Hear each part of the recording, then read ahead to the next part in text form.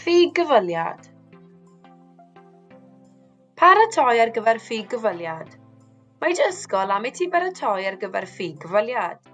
Bydd cyflogwr o gwmni lleol yn dod i dy gyfweld. Cyfweliad unigol. Ar gyfer dy ffug gyfweliad, byddai di mynychu cyfweliad unigol. Bydd y cyflogwr yn eistedd tu ôl bwrdd neu lle mewn neuadd neu ystafell bach. Bydd y CV gyda nhw'n barod, a byddant wedi edrych arno'n drylwyr cyn y cyfweliad. Bydd angen i ti baratoi atebion addas ac ymarfer o flaen llaw. Mai dim cyfweliad go iawn yw hi, mi wyt dalus ei gwneud argraff dda ar y cyflogwr.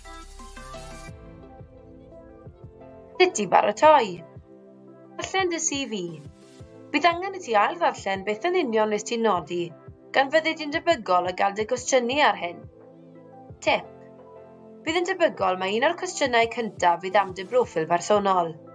Felly bydd ail ddarllen dros y broffil personol yn dy helpu i deimlo'n fwy hyderus ac i ymlacio dy nerfau. Yma esiamplau o'r gwahanol fathau o gwestiynau gall cyflogwr ofyn i ti mewn cyfweliad. Cwestiynau agored. Bydd cwestiynau agored yn dechrau gyda pa, pam, beth, pryd, ble, sut. Er enghraifft, pa bynciau ydych chi'n ei astudio ar hyn o bryd? Ateba'r cwestiwn yn gywir, a bydd hefyd angen siarad yn hyderus am dy hun a thynnu sylw at y sgiliau, rhinweddau personol a'r cyflawniadau priodol sydd wedi'i nodi yn dy CV. Er enghraifft, ydy dy bynciau mynd i arwain at yrfa penodol? Cwestiynau damcaniaethol. Bydd y cwestiynau yma yn aml yn gofyn i ti roi dy hun mewn sefyllfa ac amlinellu sut byddet yn mynd i'r afel ar mater. Rhaid meddwl yn gyflym a chael enghreifftiau o dy sgiliau yn barod i ateb yn llwyddiannus. Er enghraifft, ydych chi erioed wedi bod mewn sefyllfa o arweinyddiaeth yn yr ysgol neu yn eich bywyd cymdeithasol? Pan yn ateb, mi fedryd i gyfeirio at sefyllfa go iawn rwyt wedi wynebu, naill ai gweithio mewn tîm yn yr ysgol, mewn tîm chwaraeon, neu mewn gwaith neu brofiad gwaith y tu allan i'r ysgol. Cofia ateb yn llawn, gan egluro sut wnes ti oresgu yn y brofiad yma, i ddangos dy fod yn medru ateb gydag esiamplau'r cyfwelydd. Cwestiynau yn seiliedig ar grwbderau. Mae'r cwestiynau hyn yn rhoi cyfle i ti werthu dy hun.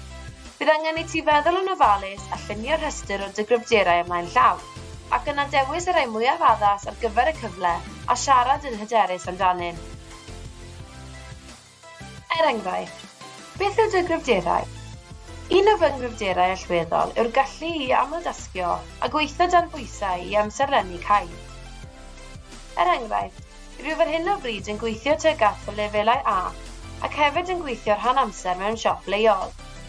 Credaf bydd fy sgiliau rheoli amser a blaenoriaethu yn fy ngalluogi i lwyddo fel cwestiynau am dywendidau. Wrth ateb cwestiynau yn seiliedig ar dywendidau, ceisio rhoi enghraifft o her wyt wedi wynebu yn y gorffennol a sut bys ti oresgur yn y sialens yma. Meddylia am dywendidau fel sgiliau i ddatblygu. Er enghraifft, beth yw dywendid mwyaf? Weithiau, rwy'n canolbwyntio gormod ar y manylion bychain ac yn treulio gormod o amser yn sicrhau bod popeth yn berffaith. Rwyf wedi bod yn ymdrechu wella yn y maes hwn. Rwy'n atgoffa fy hun o'r dasg ar law yn rheolaidd mwyn ail ffocysu ar y nod. Wrth wneud hyn, gallaf sicrhau fy mod dal yn cyflwyno gwaith o safon, ond yn rheoli fy amser yn well i gwrdd â therfynau amser heb straen. Cyn ateb unrhyw gwestiwn, mae'n bwysig i ti gymryd eiliad i feddwl am ateb addas a pherthnasol. Cofio ni dras i'w gyfweliad. Tip. Os nad yw't yn deall y cwestiwn, gofyn y cyflogwr yn garedig i'w hailadrodd neu aralleirio. Ymarfer techneg ateb star. 1. Sefyllfa. 2. Tasg. 3. Gweithred. 4. Canlyniad. 1. Sefyllfa. Beth oedd y sefyllfa oedd y ti'n ei wynebu a ble? 2. Tasg. Beth roedd ti'n gweithio tuag at? 3. Gweithred. Sut est ti'r afel ar y sefyllfa? Beth oedd dy gyfraniad? Pa sgiliau wnes ti ddefnyddio? 4. Canlyniad. Sut daeth pethau i ben? Beth wnes ti gyflawni? Enghraifft, wyt ti'n gallu sôn am unrhyw adeg a wnes ti weithio fel tîm i gyflawni tasg benodol? 1. Sefyllfa. Ar oeddwn yn gweithio mewn bwyty moethus prysur dros yr haf, roedd angen i ni baratoi ar gyfer digwyddiad preifat. 2. Tasg. Roedd angen i ni addurno'r bwyty a chreu awyrgylch newydd i gyd fynd ar brif cwsmer ar ôl diwrnod prysur o waith. 3. Gweithred. Roeddwn yn gweithio yn erbyn y cloc, felly penderfynais rannu'r tasgau yn gyfartal rhwng y grŵp ar sail eu cryfderau a'i gwendidau unigol. Ar ôl cwblhau fy nhasg, es i ati i gynorthwyo eraill a oedd yn cael amser anodd yn gweithio dan bwysau. 4. Canlyniad. Ar ôl ychydig oriau prysur, fe wnaethon ni lwyddo i greu awyrgylch diniadol a oedd yn cyd-fynd â briff y cwsmer. Roedd y cwsmer yn hapus iawn ac wedi gadael neges bositif i ni ar-lein. Ar ddiwedd pob cyfweliad, bydd yna gyfle i ti ofyn cwestiwn. Bydd pob cyflogwr yn disgwyl i ti ddangos cyfrydedd a meddwl am gwestiwn addas.